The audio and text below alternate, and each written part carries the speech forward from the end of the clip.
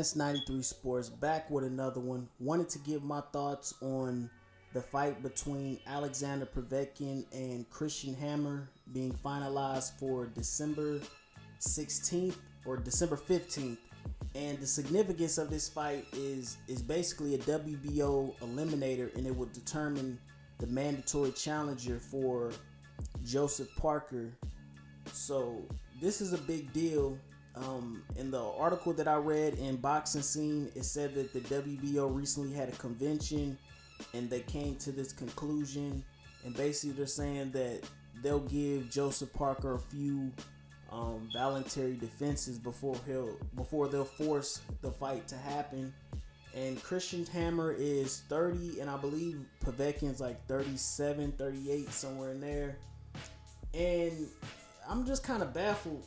You know, I know it's been a year since Povetkin's last failed drug test, but it doesn't seem like any of the other sanction bodies ever stopped ranking the guy. You know, I look back on his few fights that he's had since the failed drug test. Of course, he had Johann Duhaupas, who fought Deontay Wilder. Duhaupas was a late replacement after the Stavern fight fell apart. And of course he was knocked out, and he fought this guy Andrew Rudenko, who was ranked number 9 in the WBO, and he beat that guy, and he's ranked number 6 now. So for all you guys that don't know, back in May of 2016, Alexander Povetkin was supposed to fight Deontay Wilder. He failed for meldonium, which is basically a drug that will increase your endurance, okay? And that fight fell apart, but they did give him the benefit of the doubt because they couldn't, I guess, come to a definite conclusion if he took the drug before it was banned or afterwards. So they gave him the opportunity to have mandatory or fucking elimination or whatever with Bermain Stavern to determine the mandatory challenger, and both guys failed. Stavern failed for a diuretic first, and Povetkin's team wanted to go through with the fight, and then Povetkin failed for this drug ostarine that's supposed to increase your stamina and overall fitness.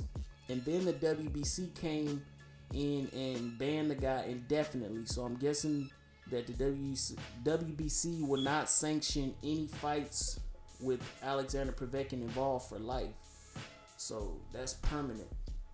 But however, Povetkin still ranked number 6 with the WBO, and he's ranked number 5 with the WBA. So I'm baffled, man. Like, you know, I'm for fair, man. Like, I don't like the whole Louis Ortiz situation. I support what happened, but you know, I can't go after the WBC because they have remained a sanction about, you know, in my opinion, for the time that I've been following boxing and the situations that I've you know, seen go through that I can speak on, they've had the same, you know, motto for the whole time. They haven't really wavered. You know, they was the first guys to do the whole VADA clean boxing situation and all of that, and they've remained firm on their stance on guys using PEDs. But here we go with the WBA.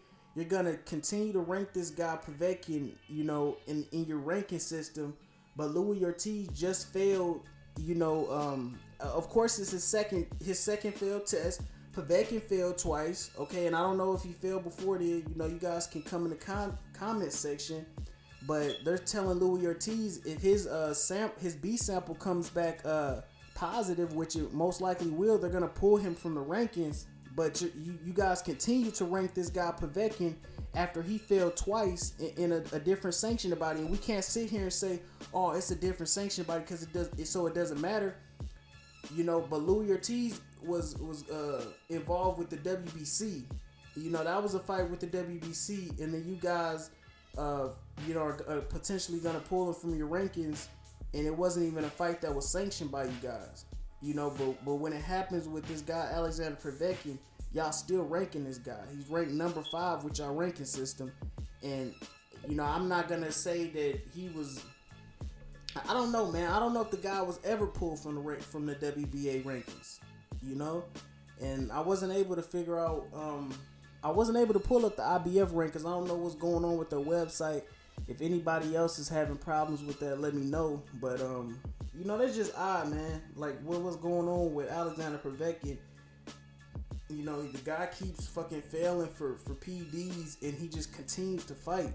You know, we talking about the hurt business, and you know, we talking about life and death, and these guys, it's already a dangerous sport, and you're letting these guys cheat.